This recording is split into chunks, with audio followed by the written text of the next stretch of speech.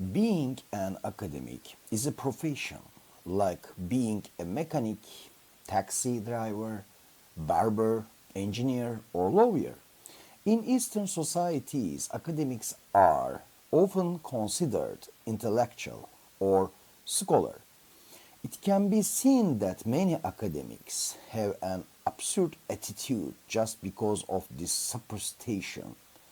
Many write professor instead of academic in the profession section. Some even write professor or associate professor on the doorbells of their houses, which is funny. Being an academic is not lower or higher than any other profession, less respected or more respected. It's related to books, but not everyone who reads is enlightened. Those with an arrogant mode, thanks to books, cannot even enlighten themselves. Of course, as in every profession, there are beautiful and truly enlightened people, albeit few. However, most of them, like most technical personnel or civil servants, don't care about understanding life and themselves. They care about the money they earn. Today, a diploma is required to practice most professions and increase cultural capital. This has increased the importance of universities, which have existed for hundreds of years, especially in the 20th century. Especially in the period before the widespread use of the internet, universities were a center of knowledge. Today, this situation is changing day by day, especially in countries like Turkey. Universities have definitely moved away from the center of expertise. In totalitarian states, universities are always the state's ideological apparatus and produce the official information of the state. However, in some periods of these totalitarian states, universities directly turn into strange institutions where merit is also terminated. Many people who don't read a single novel a year or do any research are filled into academies. Academician doesn't mean intellectual. In such times, people who don't even have a philosophical, let alone urban culture, can get into academia. There are many examples of this. The meanings attributed to academics are collapsing day by day. This situation is related to these professionals being far from intellectuals.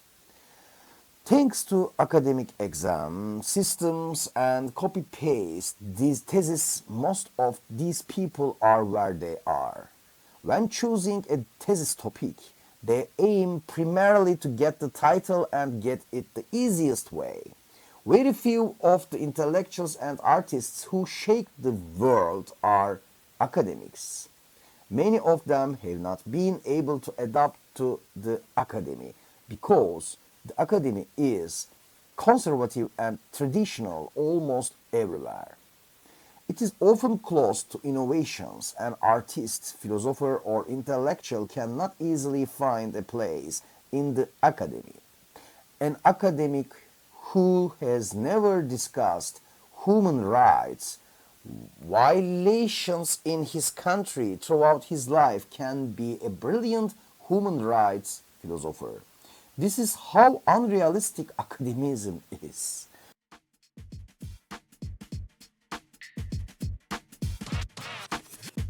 Even people who never defended the working class, LGBTI individuals, immigrants, or oppressed peoples against tyrannical governments throughout their lives can write and draw on these issues.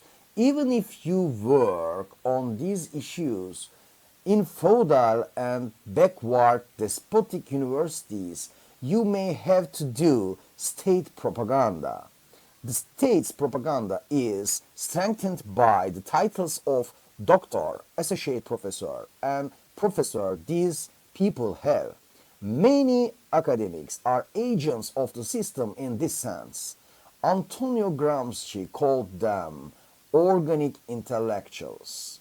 Intellectuals who have integrated with the system and established organic relationships. If Gramsci were alive today, he would not call these people intellectuals because there are no more intellectuals.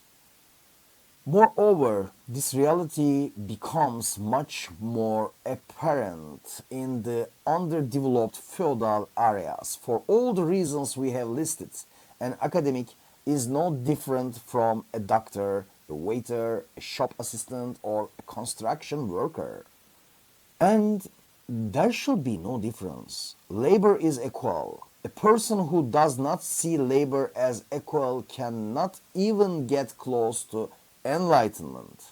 An academic is a worker and is as sacred as all professions, nothing more.